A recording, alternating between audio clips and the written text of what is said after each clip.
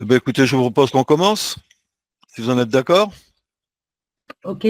Voilà, donc en fait, on va utiliser toute une série d'éléments. Peut-être que pour les plus difficiles, c'est pour ceux qui ont déjà entendu parler de stabilité à propos des voiliers. Pourquoi? Parce que les mesures ne sont pas tout à fait les mêmes qui sont utilisées dans le milieu de marine marchande. Vous voyez, par exemple, cette première diapo. Ici, vous avez tout en bas un point qu'on appelle K comme kill en anglais, K2LE, K2EL, pardon, l'inverse, kill. Et donc, centerline, c'est l'axe de symétrie, la ligne de flottaison. Centerline, la ligne de symétrie sur laquelle sont positionnés le point K. Et on verra la prochaine fois que tout est mesuré à partir de K, c'est-à-dire les positions du centre de gravité G et le centre de carène. Alors, on a l'habitude en France d'utiliser le C pour centre de carène. Il faut vous habituer, pour la marine marchande, le centre de carène, c'est B, buoyancy, hein, le mot anglais. OK? Alors, la question, en fait, on verra la semaine prochaine, c'est que, enfin la prochaine fois, pardon, c'est que, en fait, une des données importantes pour la marine marchande, c'est la notion GM, c'est-à-dire la distance qui est entre le centre de gravité et le métacentre. Alors, qu'est-ce que c'est ce mystérieux métacentre? Le métacentre, c'est le centre du cercle, parce que quand le bateau gîte, qu'il penche d'un côté ou de l'autre, eh bien, en fait, il parcourt une courbe. Et cette courbe, elle a un centre, puisque c'est comme un centre, comme si c'était un immense compas, hein. Et le centre de cet arc de cercle, c'est le métacentre qu'on va voir tout à l'heure. Donc là, on va partir du centre de gravité qu'on aurait positionné par rapport à K, hein. Donc voilà. Première règle, dans ce schéma, en se posant sur le pont, l'hélicoptère ajoute son poids au-dessus du centre de gravité. G se déplace vers le lieu où le poids est ajouté, donc il progresse vers le haut. Donc ça, c'est la première chose qu'il faut retenir, c'est que G se déplace toujours vers le lieu où le poids est ajouté.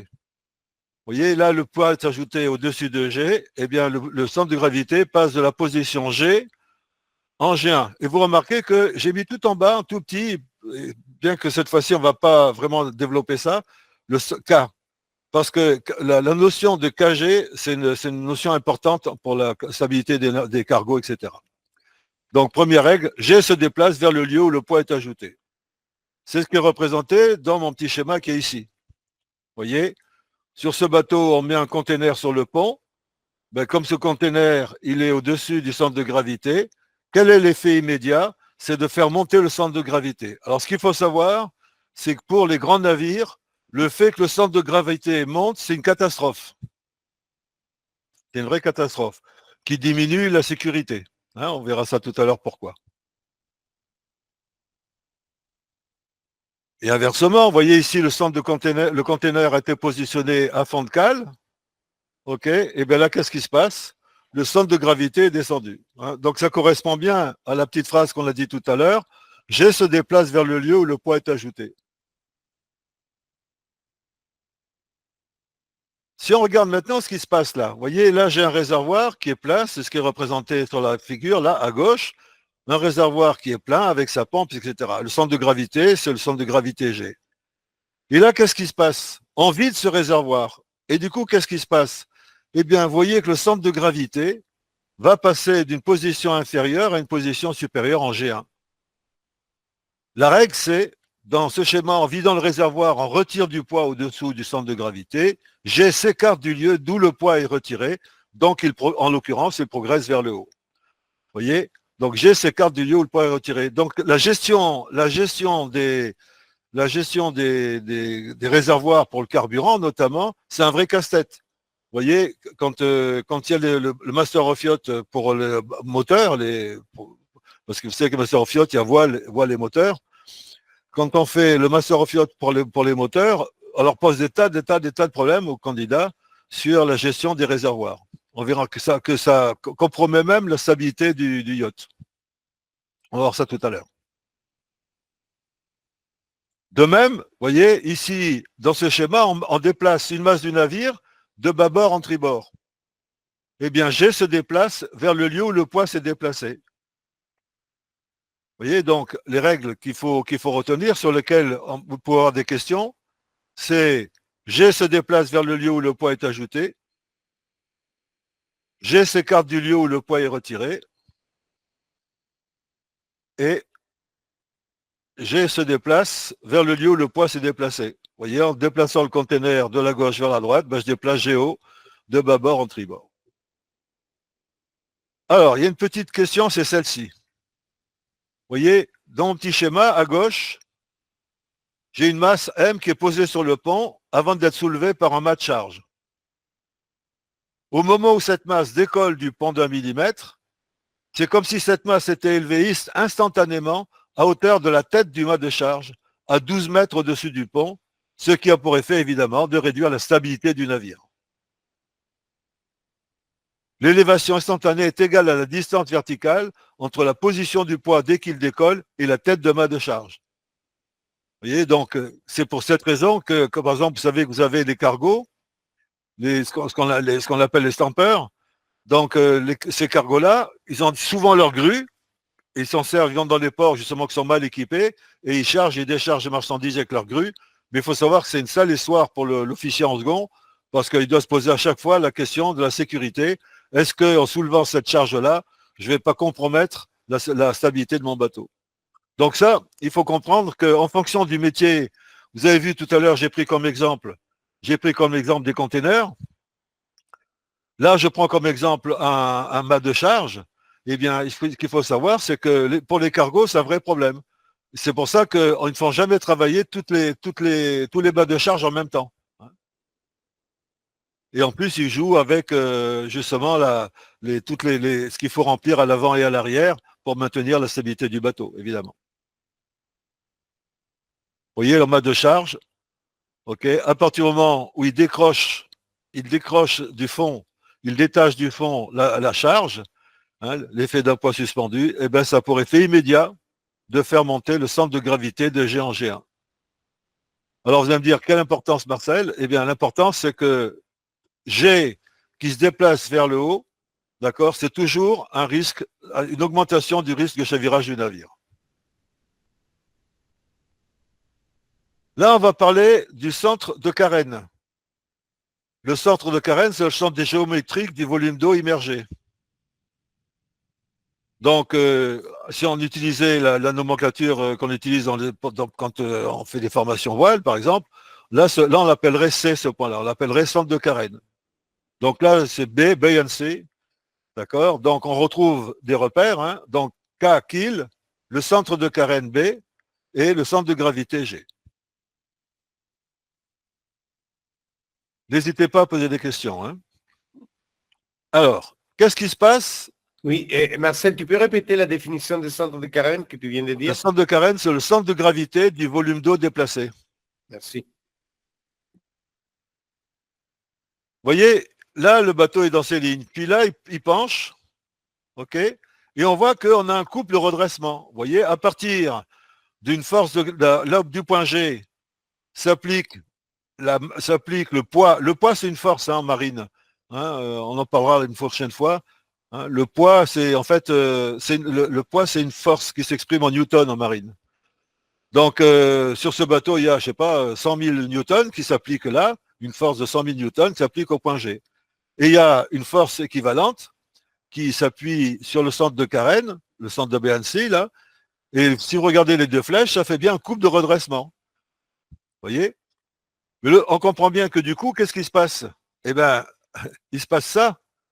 C'est que quand tout va bien, vous voyez, qu'est-ce qu'on retrouve? On retrouve K, le symbole kill, qui est le repère en fait.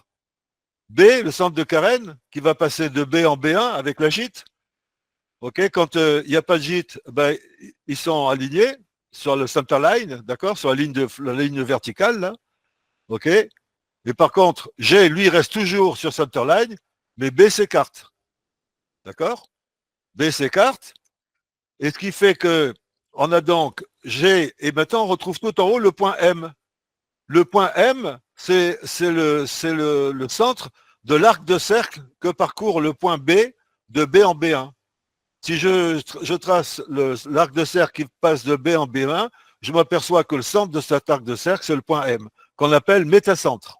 C'est le métacentre. Alors, ce qu'il faut savoir, c'est que sur les bateaux de commerce, on a la grande question qui est posée, c'est à moins de 10 degrés d'ailleurs, on ne dit pas de gîte pour un bateau, on dit qu'il prend de la bande, hein, qu'il prend de la bande, il ne gîte pas, il prend de la bande. La gîte, ça veut dire que c'est un élément extérieur qui me fait pencher. Et donc là, vous avez une petite chose que vous avez vu même en formation en voile, c'est la notion de GZ. GZ, c'est le bras de levier. Hein, puisque on a un couple, en G, on a un couple, une force qui est orientée vers le bas. En B, j'ai une force orientée vers le haut. C'est les mêmes. Donc, qu'est-ce que c'est GZ? GZ, c'est le bras de levier. Et qu'est-ce qui se passe si G augmente? Ben, vous voyez bien comme moi que quoi? Eh bien, que GM est réduit, on verra l'importance de GM. GM est réduit et surtout GZ, le bras de levier est encore plus petit. Et du coup, ben, le bateau va gîter encore plus. Vous voyez? Donc, le fait que GZ, vous voyez, ça c'est le GZ, avant que je modifie les poids à bord, d'accord? Donc là, le bateau, il va demander qu'une chose, c'est à se redresser. Ici, G étant monté, GZ, du coup, ben, GZ, qui était comme ça, diminue. Donc, ça veut dire que le bras de levier qui permet à la force de s'appliquer diminue. Donc, du coup, le couple qui va permettre de redresser le bateau a diminué.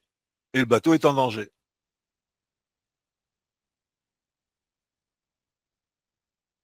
Ici, vous voyez que G est tellement monté qu'il est en M. Le bateau est en moment nul. Ça veut dire que lui ne demande qu'une chose, c'est à se mettre sur le toit. Et là, vous voyez, ici, qu'est-ce qui se passe? Si G commence à être au-dessus, eh bien, du coup, ce qui se passe, vous voyez, si G est au-dessus de M, eh bien, du coup, là, c'est un couple de chavirement. C'est-à-dire que le bateau, quoi que je fasse, le bateau va se mettre sur le toit. Il va naufrager. Est-ce que vous avez des questions par rapport à ce qu'on vient de voir? Parce que j'en ai besoin pour le reste. N'hésitez pas. Non? Pas de problème? On avance un peu?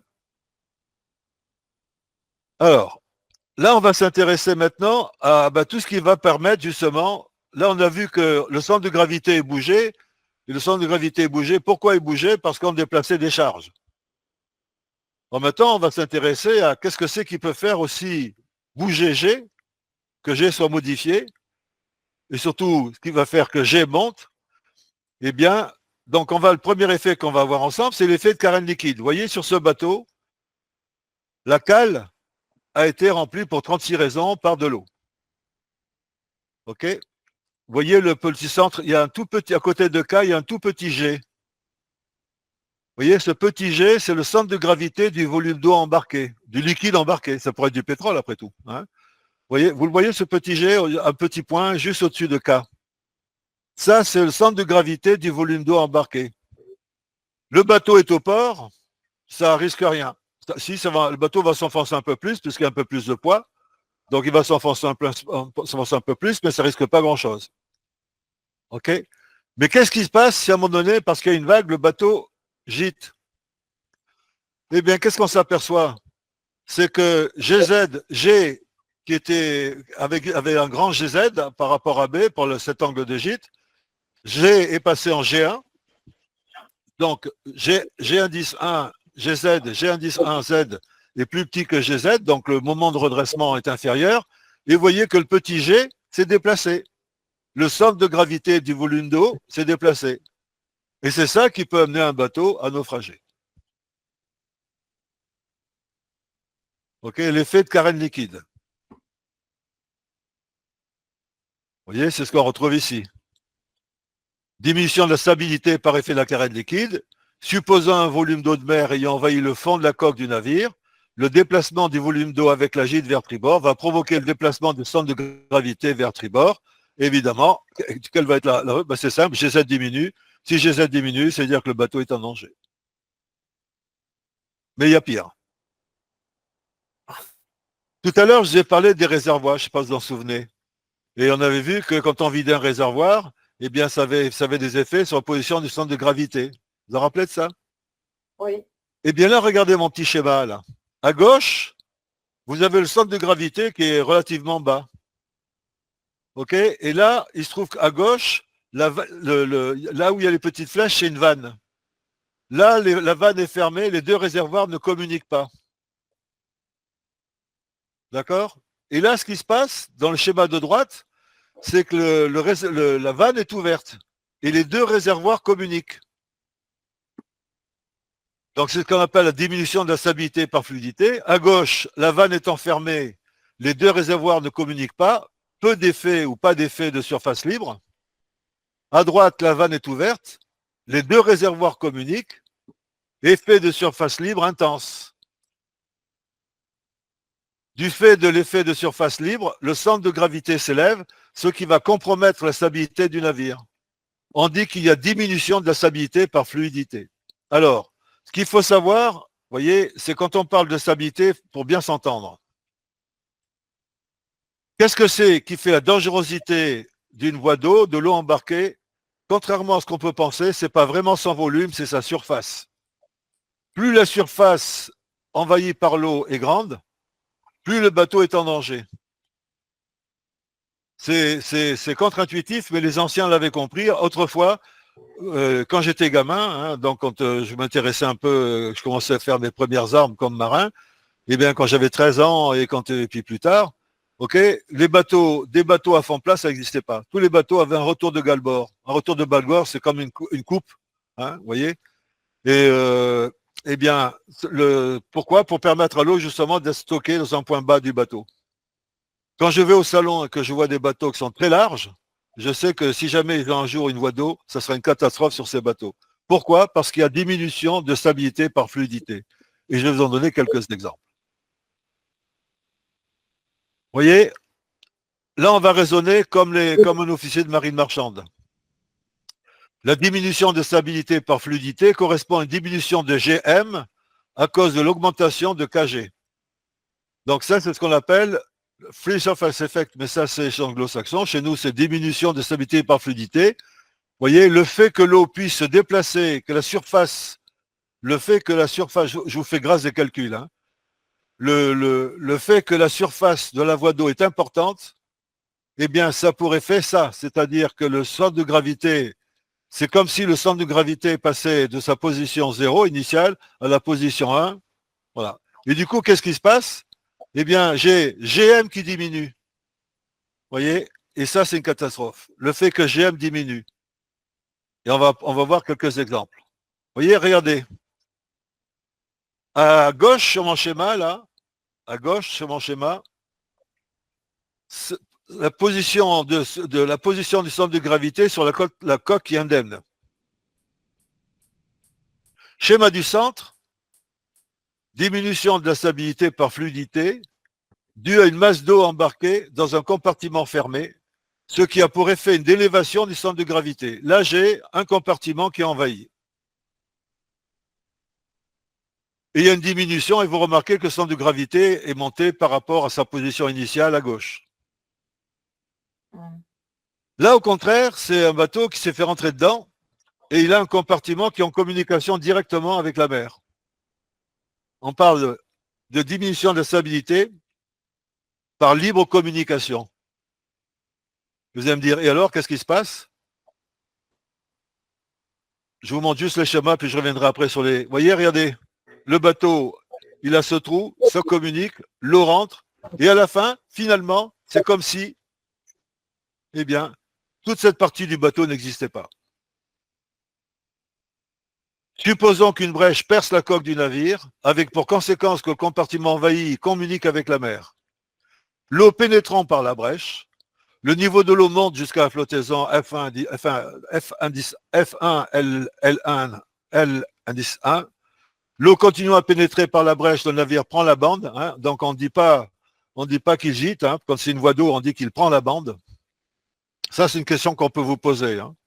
Un petit QCM, un voilier, on dit d'un voilier qu'il gîte, on dit d'un cargo qu'il gîte ou qu'il prend la bande. Bon, ces petits termes de vocabulaire maritime, il faut les accepter.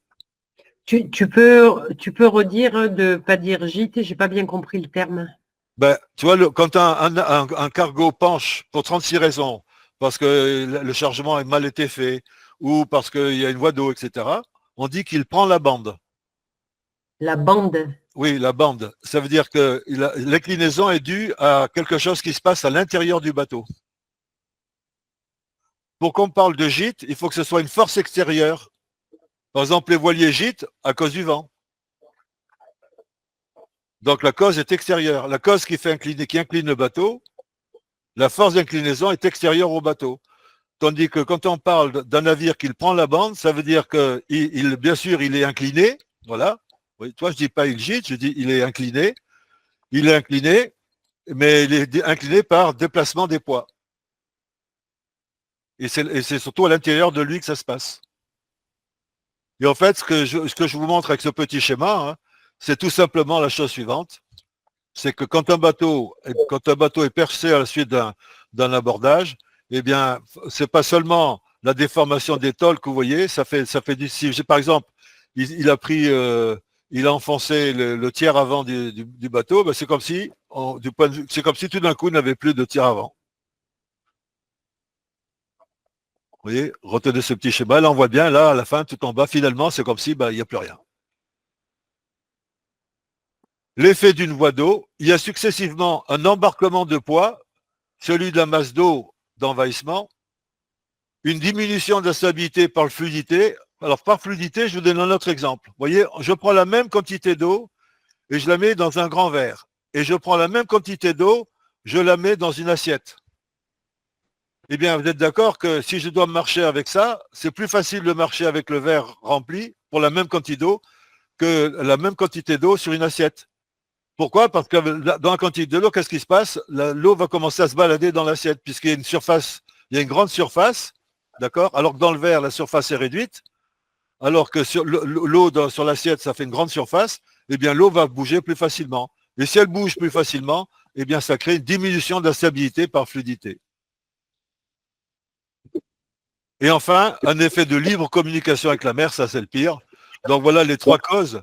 Hein, quand un bateau, un chalutier rentre dans un voilier, par exemple, il y a embarquement de poids, il y a diminution de la stabilité et effet de libre communication. Puisque sur le bateau, si tu rentres à hauteur du carré, c'est tout le bateau qui n'existerait pas.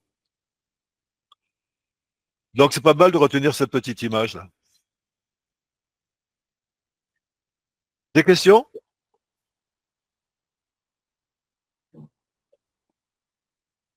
Non, ça va, merci. Alors là, je vais attirer votre attention parce que c'est des choses dont on parle d'une manière générale jamais dans les formations de moniteurs ou autres. Hein. Les mouvements de plateforme. Donc là, par contre, quand vous aurez ce document, là, moi, je vous conseille vivement. Vous savez que vous avez des petites parties d'anglais hein, qu'on demande. C'est très simple. Hein, les QCM en anglais c'est une question QCM par thème. Euh, Ils aiment bien poser ce type de questions-là. Hein. Par exemple, comment se dit le roulis en anglais, comment se dit le tangage en anglais, comment se dit l'embardé en anglais, etc. OK? Donc ça, c'est quelque chose à bosser pour le. D'ailleurs, d'une manière générale, j'ai mis un code. Ce qui est en rouge, c'est généralement ce qu'il faut essayer d'avoir un œil un peu instruit par rapport à ça pour le jour d'examen. Ces 6 mouvements élémentaires ne sont jamais indépendants les uns des autres. À la translation rectiligne uniforme du navire en route libre par mer calme se superposent toujours des mouvements de plateforme dus à l'état de la mer. Ces 6 mouvements élémentaires ne sont jamais indépendants les uns des autres. Ça, c'est à retenir. Un navire ne peut pas que tanguer. Si tangue, il fait forcément autre chose. Il ne peut pas que rouler. S'il roule, il doit forcément faire autre chose. Vous voyez? Donc, retenir ces 6 termes. Cavalement, hein, l'embardé, le pilonnement, le roulis, le tangage. Et on va les voir les uns après les autres. N'hésitez pas à m'arrêter. On va s'intéresser au roulis. Alors, le roulis, il est maximum avec la mer de travers. Il est autant contraignant avec la mer de 3/4 arrière qu'avec la mer de travers.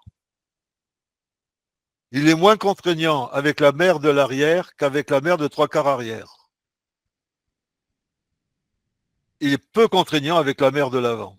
Donc le roulis, on comprend bien que c'est quand on se présente avec un certain angle par rapport à la houle, quand le cargo va se présenter avec un certain angle. Si jamais il se présente avec la houle plein vent arrière, plein arrière, la houle sur la poupe, ok, eh bien c'est beaucoup moins contraignant. Mais par contre, s'il se met travers et s'il se met entre travers et vent arrière, d'accord, eh bien ça va lui poser, le roulis va poser problème. Alors que le roulis est peu contraignant avec la marche sur l'avant.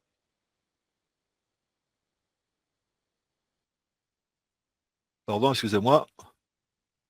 Pour le confort de la vie à bord, plus la période de roulis propre au navire est courte, plus le roulis est vif, donc plus fatigant.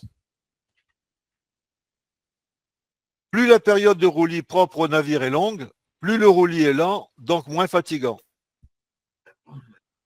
Ben, c'est le cas des katas, où ils ont une période de roulis propre qui est courte, les katas, hein, les multicoques de manière générale.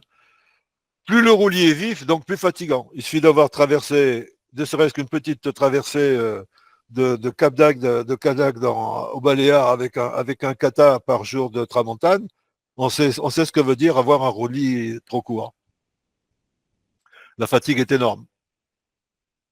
Par contre, plus le bateau roule, autrefois on disait bon rouleur, bon marcheur. On disait des navires, quand j'étais gamin, on disait bon rouleur, bon marcheur. Sous-entendu, un bateau qui roule, c'est un bateau qui permet d'abord d'avancer correctement et puis surtout qui ne fatigue pas son équipage. Bon rouleur, bon marcheur, c'est ce qu'on disait autrefois. Alors, là, on va parler, puisqu'on parle du roulis, on va parler du roulis paramétrique. Souvent, vous entendez dire que, par exemple, un bateau a perdu 200, 300, 400 containers, 400 boîtes. C'est généralement le résultat du roulis paramétrique. Vous voyez? Donc le roulis, évidemment, ça n'a pas la même gravité si je suis sur un chalutier ou si je suis sur un porte-container. Vous avez une photo sur le résultat du roulis paramétrique dans mon petit slide là en bas.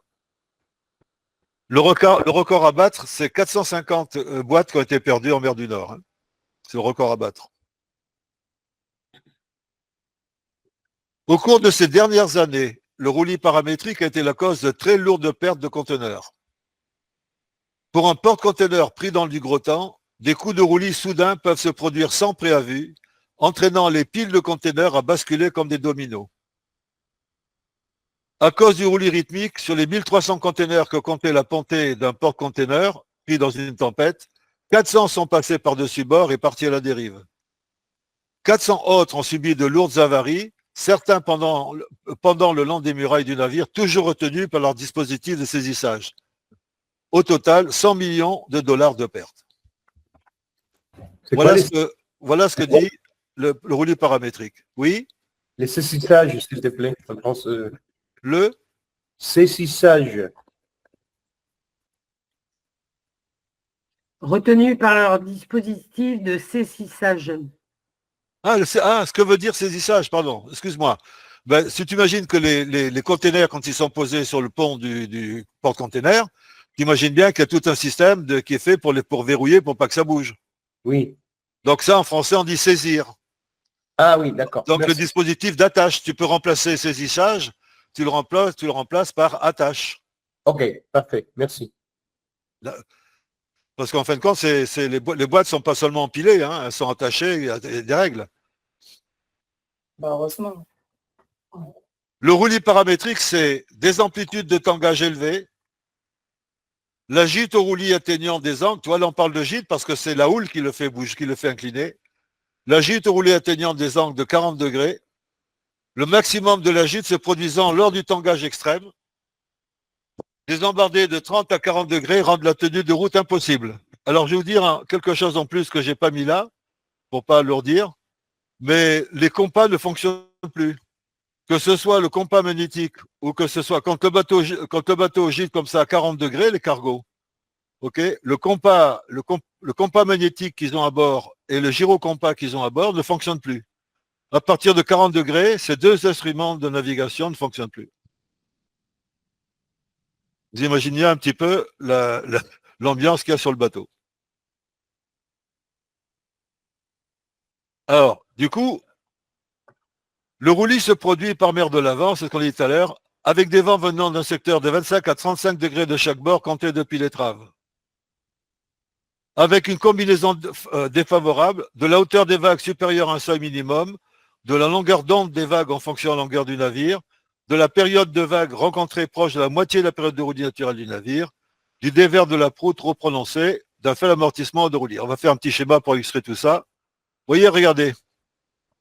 Ce que j'ai représenté ici en jaune et en rouge, c'est la houle par rapport à la coque d'un porte-container. Donc vous remarquez que les bateaux, ils font pile poil la longueur de la houle. Vous voyez, on parle de roulis paramétrique quand un des paramètres descriptifs du roulis varie au cours du temps. Les porte-containers ont actuellement des longueurs correspondant aux périodes des vagues qu'on trouve dans le Pacifique ou l'Atlantique. Quand il y a eu les dernières tempêtes, qui ont secoué aussi la France, qui sont passés en mer d'Irlande puis après en mer du Nord, eh bien, il y avait plein de bateaux qui étaient en difficulté. Plein de bateaux qui étaient en difficulté. Milieu du navire sur une crête en jaune, le moment de redressement diminue. Le milieu du navire sur un creux en rouge, le moment de redressement augmente. C'est cette succession alternative de variations du moment de redressement qui, en rentrant en synchronisme avec les trains de houle, favorise l'apparition du roulis rythmique.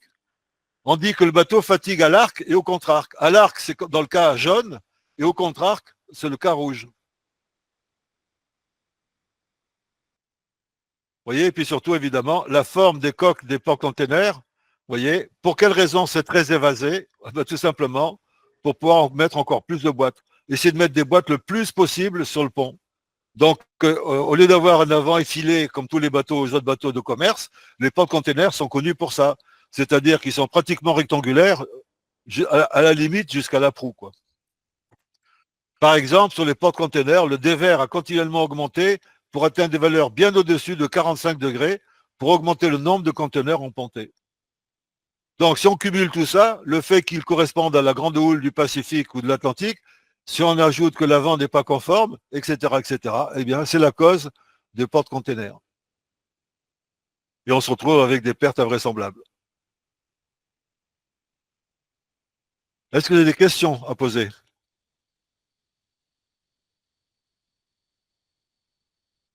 Donc là, on va s'intéresser maintenant, puisqu'il y a du roulis, les dispositifs de stabilisation. Hein. OK. Donc, on peut classer les dispositifs de stabilisation des navires soumis au roulis en deux catégories. D'une part, les dispositifs passifs qui ne nécessitent pas d'apport d'énergie. D'autre part, les dispositifs actifs qui nécessitent un apport d'énergie extérieure. Donc, on a par exemple les quilles de roulis. Parmi les dispositifs passifs ne nécessitant pas d'apport d'énergie, on compte les quilles fixes du roulis. Donc, beaucoup de bateaux ont des quilles de roulis. Quand on avait parlé des coques du bateau, je pense vous en rappeler, j'avais expliqué que à ce niveau-là, les tôles étaient plus épaisses. Pourquoi à ce niveau-là, les tôles sont plus épaisses? Justement pour qu'on puisse fixer les quilles de roulis. Je vous renvoie à cette vidéo. Là, ce sont les citernes passives. On utilise une carène liquide pour stabiliser le navire en décalage de phase. Vous voyez, quand le roulis de tribord vers bâbord va s'amorcer, la citerne tribord est pleine. Quand le roulis de bâbord vers tribord va s'amorcer, la citerne bâbord est pleine. Et ça a pour effet de contrarier le mouvement. Vous voyez, avec simplement le fait que ces volumes se remplissent ou pas avec de l'eau qu'on fait circuler. On se sert de l'effet de carène liquide pour essayer d'empêcher le bateau, de limiter en tout cas, le roulis du bateau. Bon, ça, évidemment, c'est vraiment pour des petits bateaux et bateaux de pêche, essentiellement. Sinon, on a ça. Ça, si vous avez pris un ferry, généralement, ils ont ça. Vous voyez, des ailerons orientables anti-roulis. Vous voyez, et selon, vous voyez, avec l'aileron tribord et à bâbord, vous voyez qu'ils font de manière différente. Tout ça pour comme une aile, pour créer une force vers le haut, vers le bas, pour bloquer, oui, pour limiter la gîte vers bâbord et pour limiter la gîte vers tribord. Vous voyez, par exemple. OK. L'aileron orientable au tir au lit. Quelquefois, on a plutôt ce système. Parmi les dispositifs actifs nécessitant un apport d'énergie extérieure, on compte les citernes actives. Donc là, il y a des vérins et un piston qui pousse et qui remplit de manière, quand le bateau penche sur bâbord, on remplit à tribord rapidement et ainsi de suite. Et ça permet d'équilibrer le bateau. N'hésitez pas à me poser des questions. Hein. Et là, on va prendre quelque chose de plus spectaculaire. Ça, c'est sur notre porte-avions. Sur notre porte-avions, il y a des petits trains. Vous voyez, là, j'en ai représenté 2, mais il y a 12 petits trains comme ça sous le pont. Parmi les dispositifs actifs nécessitant un apport d'énergie extérieure, on compte la translation transversale de masse solide mobile. Et donc là, on a donc, vous remarquez qu'en bas, il y a quand même des ailerons. Vous voyez, il y a quand même des ailerons. OK, mais il y a surtout ces petits trains. Ces petits trains qu'on va balancer d'un bord ou de l'autre. Vous voyez, la partie opérative du système est constituée de 12 trains, de 12 chariots. Donc, il y a 12 trains de 12 chariots à 4 roues. La masse d'un train, c'est 22 tonnes, pouvant se déplacer sur la largeur du navire. Chaque train est entraîné par un moteur électrique entraînant le câble. 2 freins permettent l'arrêt des masses. Et pour maintenir le pont parfaitement horizontal quand les avions atterrissent ou décollent, OK, eh bien, il y a des officiers qui sont en charge de ces dispositifs. Vous voyez, donc, qu'est-ce qui fait la stabilité? Qu'est-ce qui fait la stabilité du Charles de Gaulle? Eh bien, ce sont 12 trains, hein, 12 trains de 12 wagons et qui avec quand même une masse de 22 tonnes. D'accord, là on est plutôt avec cette solution. Personnellement, je connais un bateau, c'est le bateau des phares et balises de Saint-Malo qui a ce système-là, à bord. Voilà. Des questions?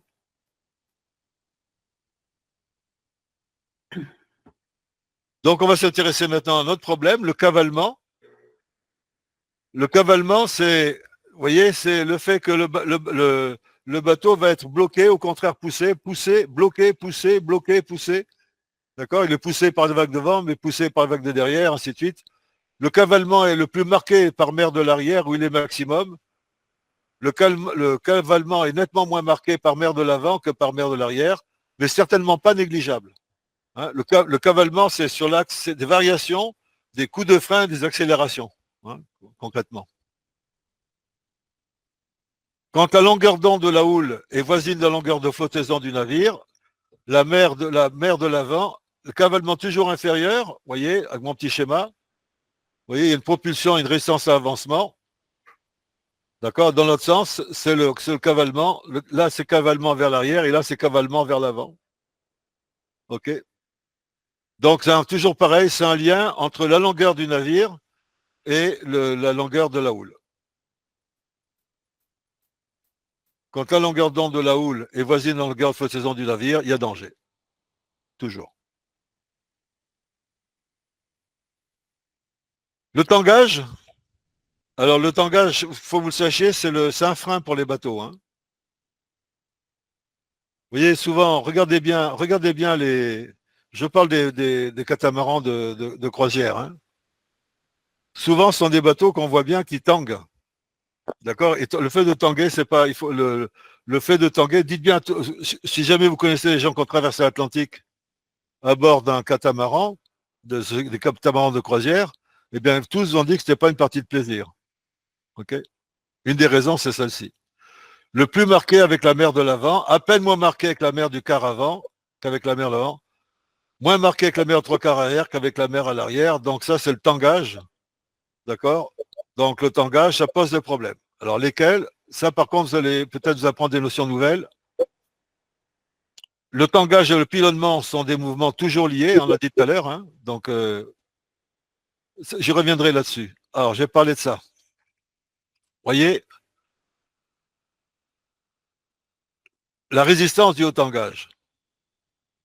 Le ralentissement de la vitesse d'un navire est toujours maximum sur les crêtes des vagues. On comprend pourquoi, parce que regardez les filles, mes petites flèches qui sont en blanc, là ça représente le mouvement des particules d'eau.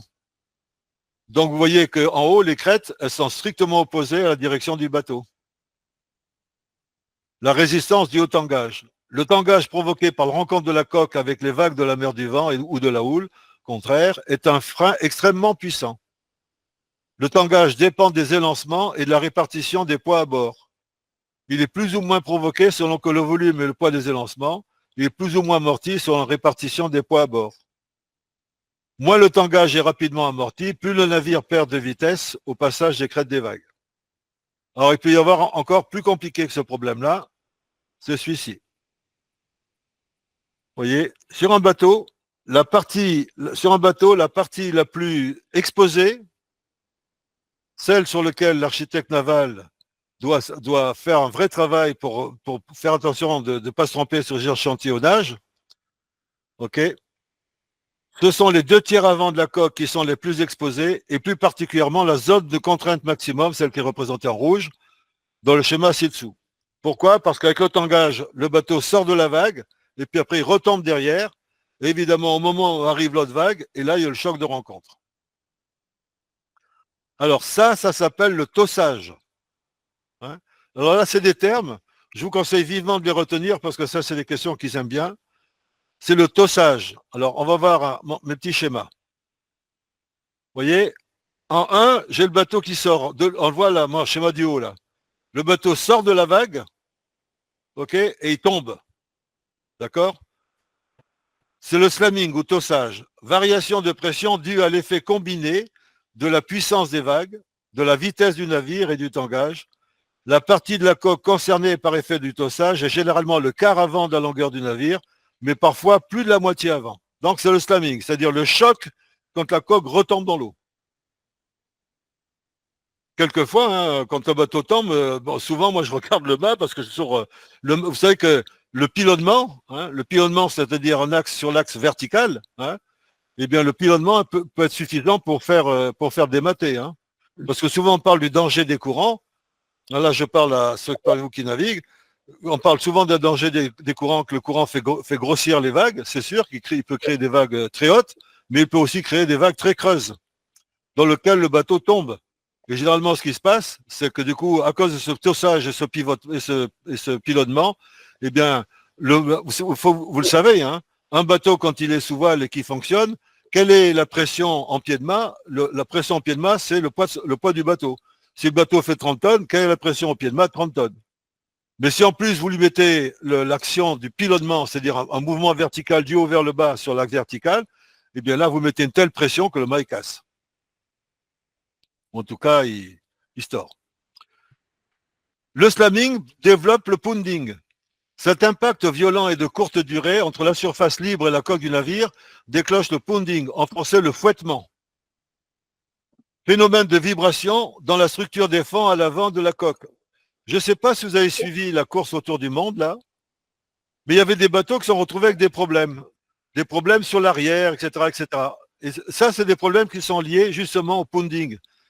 Le grand problème avec les matériaux composites, c'est qu'on ne sait pas trop comment ça se passe quand il y a ces vibrations qui se mettent en place. Et du coup, ça crée des nœuds et des nœuds de fragilité. Vous voyez, le bateau tape à l'avant, mais si ça se trouve, la partie qui est fragilisée, elle n'est peut-être pas visible sur l'avant, mais peut-être qu'à l'arrière, ça a joué.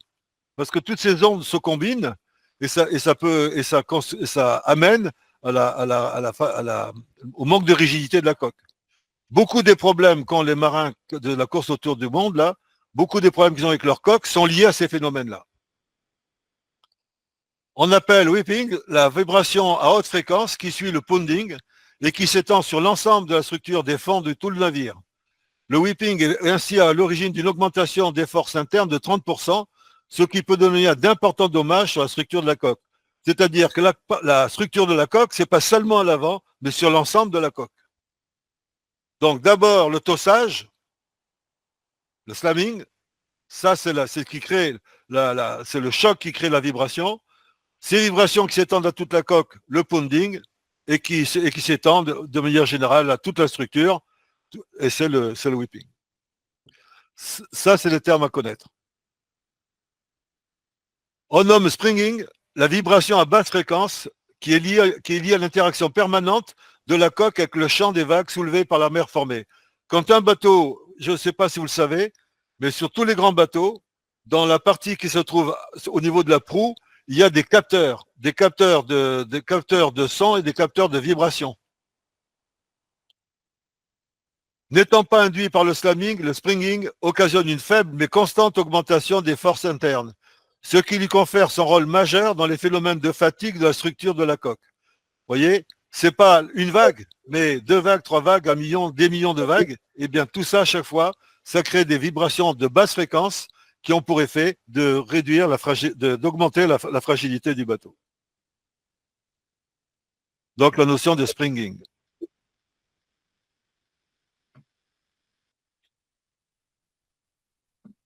On trouve enfin la notion de soufflet ou panting, voyez, c'est-à-dire la variation de pression qui tend à repousser l'étole du bordé alternativement vers l'intérieur et vers l'extérieur, phénomène dû aux vagues qui frappent le navire. Cette partie-là est toujours vérifiée. C'est là qu'il y a des capteurs dont je vous parlais tout à l'heure. C'est là qu'ils se trouvent ces capteurs. Des questions sur ces éléments-là? Donc j'insiste, un slamming, pounding, whipping, springing, à retenir. Non? Pas de questions? Vous voyez, regardez. Ce qui est représenté ici, vous voyez ce qui est représenté ici, vous voyez, les vibrations qui sont dues au tossage, donc au fouettement, au soufflet, quand les vagues frappent le proue ou la poupe du navire, ou simplement dû à son système de propulsion. Si vous avez pris le ferry pour aller en Corse, par exemple, eh bien, quand on sent en permanence des vibrations. Alors nous, on les ressent, et on trouve ça on les ressent, ça ne nous fait pas un grand danger pour nous, mais par contre, pour la coque, à terme, ça pose un problème. C'est pour ça que j'ai mis ce petit schéma pour montrer que tout ça, ça vibre et que ça se fragilise, quoi. Donc, il y a le moteur qui crée des problèmes, il y a les vagues à l'avant du bateau, il y a le moteur, et puis il y a aussi, évidemment, l'arbre d'hélice. Hein. Vous avez vu l'arbre d'hélice, les tailles qui sont mises en place. Donc, bon.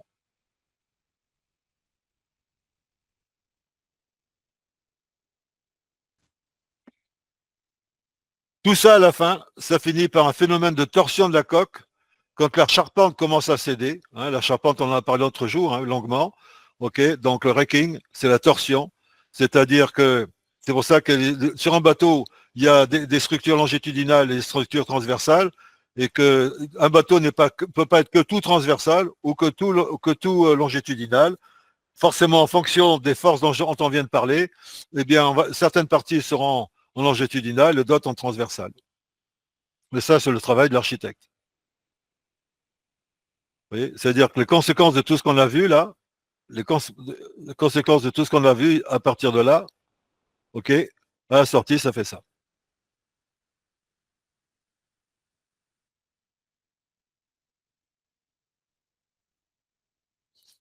Les embardés, c'est-à-dire en oscillation, c'est l'axe des Y. Les embardés sont importantes par mer de l'arrière. Les embardés, faut que vous sachiez, c'est les changements de cap. Hein. C'est-à-dire que le bateau, tout d'un coup, il part sur la droite ou sur la gauche. Ok, c'est ça qu'on appelle les embardés. Donc, évidemment, c'est surtout par mer de l'arrière. Ok.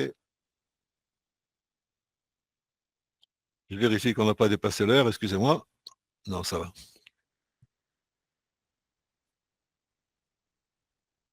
Les lacets, c'est-à-dire que là, le bateau, vous voyez, il pivote sur l'axe des Z. Donc, les lacets sont importants par mer de l'arrière.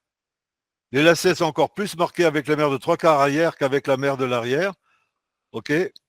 Donc, ça c'est donc l'instabilité à mener le bateau, évidemment, avec les risques dont on a parlé, hein, qui viennent s'ajouter. Donc, tout ça crée des difficultés. Lié à la conception architecturale de la carène, la stabilité de route du navire caractérise l'aptitude du navire à revenir sur son cap après en avoir été écarté par une vague, et cela sans actionner le gouvernail.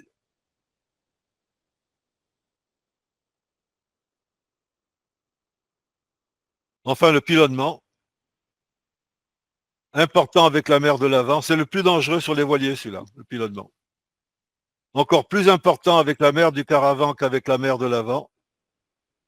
Notable par l'arrière. Donc le pilonnement, ben, c'est forcément, ça augmente toutes les forces de pression, puisque ça vient s'ajouter à la force de gravité. Et enfin, le pilonnement, qui est favorisé quand ta longueur d'onde est égale à la longueur du navire. Et puis surtout, ce qu'il faut savoir, c'est que le pilonnement et le tangage sont des mouvements toujours liés. Voilà, donc ce qu'on pouvait dire sur la stabilité des navires. Est-ce que vous avez des questions par rapport à ce qui a été dit au début? Pourquoi tu schématises la longueur d'onde par LH? C'était la longueur de la houle. Ah d'accord, la houle. Ok. Oui, enfin, l'onde, c'est la houle, oui. J'ai cru que tu mettais un H à onde. C'est pour ça que je me suis dit, dans le Non, Nord, non. les gens Ah, écrivent différemment. parce que j'ai inventé une nouvelle langue. Ouais. Non, c'est la houle, pardon. N, c'est le navire. D'accord. LH, c'est la houle. Mais on dit quand même la longueur d'onde de la houle. Oui, oui, oui. Eh bien, écoutez, les amis, on a dit que c'est jusqu'à 21h30. Je crois qu'on y est, ou pas loin. Mais je suis prêt à répondre à vos questions. Hein. Ça peut être même de tout au début de l'avant. Hein. Tout au début.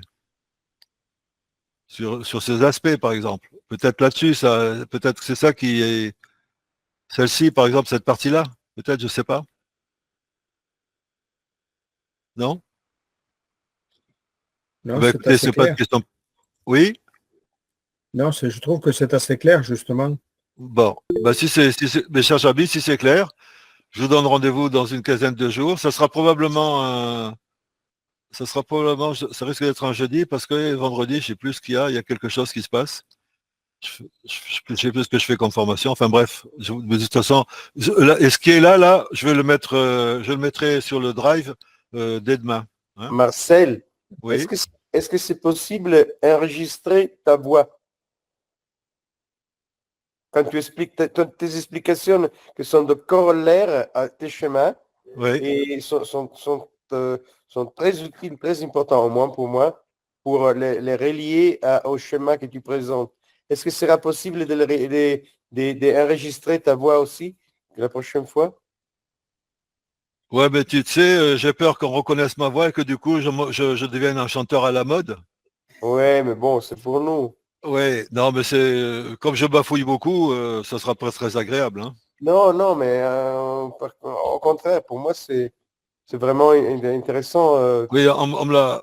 avoir la possibilité de te réécouter pour bien cerner les schémas et tout ça. Écoute, je ne vais pas te dire non, je ne vais pas te dire oui. La semaine prochaine, normalement, il y a quelqu'un qui a beaucoup insisté pour que ça se fasse, qui devrait être présent la prochaine fois et c'est lui qui chargera d'enregistrer, comme ça, voilà. Ok, merci. Voilà. C'est possible. Oui, bah, c'est à condition que quelqu'un d'autre que moi s'occupe de ça, parce que ça fait beaucoup, quoi. Mes chers amis, je vous dis à la prochaine fois. Merci Marcel, en tout cas. Ok, merci. Au revoir. À bientôt. Merci, Marcel. Merci en tout cas. Oui. Merci. Bonsoir tout le monde. Bonsoir. Merci.